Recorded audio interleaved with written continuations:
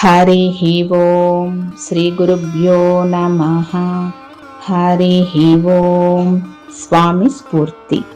ఆత్మబోధ అనే స్వామి వారి బోధ నుండి తన ఉనికి చైతన్యమును తాను ప్రకాశింప చేసుకోవడం అనే అంశము గురించి తెలుసుకుందాము.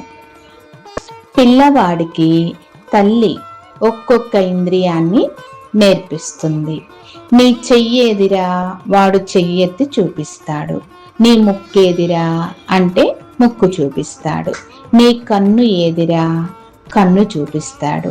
వాడికి భాష రాదు, మాటలు రావు అప్పటికి, కానీ వాడికి తెలిసిపోతుంది. తల్లి ఇప్పుడు వాడి ఇంద్రియాలు వాడికి తెలియజెప్పిందా లేదా? తెలియజెప్పింది. అంటే వాడి ఆత్మ, వాడి మనసు, వాడి బుద్ధి వాడికి తెలుసు, కానీ శరీరము తెలియదు. చూడండి, ఆ వయసులో ఆ వికాసము లేనప్పుడు వాడికి తెలియదు. ఆ పిల్లవాడికి కన్నేదో తెలియదు, చూస్తున్నాడు కానీ కన్ను అని వ్యక్తీకరించడము తెలియదు. చూస్తున్నాడు, అప్పటికే చూపు నిలిపేశాడు, అటు ఇటు పరిగెడుతుంటాడు. ఆ పరిగెత్తే పిల్లవాడిని జాగ్రత్తగా దారిలో పెట్టడానికి తల్లి నేర్పించింది. ఎందుకని? గుర్తించగలిగే శక్తి రావడానికి. తల్లి ఏమి చేసింది? అవ్యక్త స్థితిలో నుండి వ్యక్త స్థితిలోనికి తీసుకొస్తుంది. బుద్ధి వికాసము వ్యక్త స్థితిలోకి వచ్చేసింది. దాని వలన ఇప్పుడు ఇక వాడు అదే పనిలో ఉంటాడు, అదే మననం చేస్తూ ఉంటాడు.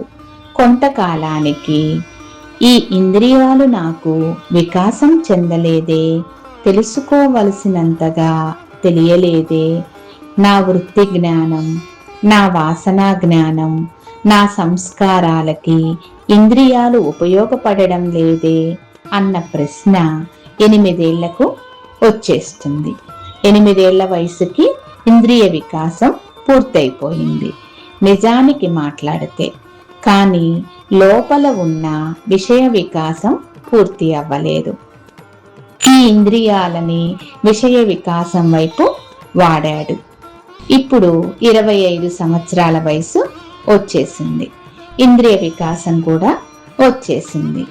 అవ్యక్తము నుండి వ్యక్తములోకి, అంటే మనము చెప్పే వ్యవహార జ్ఞానము యొక్క వికాసాన్ని ఆధారము చేసుకుని చూస్తే, స్వరూప జ్ఞానం అనే ఆధారము లేకుండా ఈ వ్యవహార జ్ఞానం ఎలా పనిచేస్తుంది? పనిచేసే అవకాశమే లేదు కదా. ఆలోచించి చూడండి. ఏ జీవినైనా తీసుకోండి, మనిషే కాదు, ఏ జీవి అయినా సరే, స్థావర జంగమాత్మకమైనటువంటి సృష్టి అయినా సరే, చైతన్యం లేకుండా, ప్రకాశము లేకుండా, స్వరూప జ్ఞానము లేకుండా, సత్ అన్న ఉనికి లేకుండా అది వ్యవహరించజాలదు. హరి ఓం. శ్రీ గురుభ్యో నమః. హరి ఓం.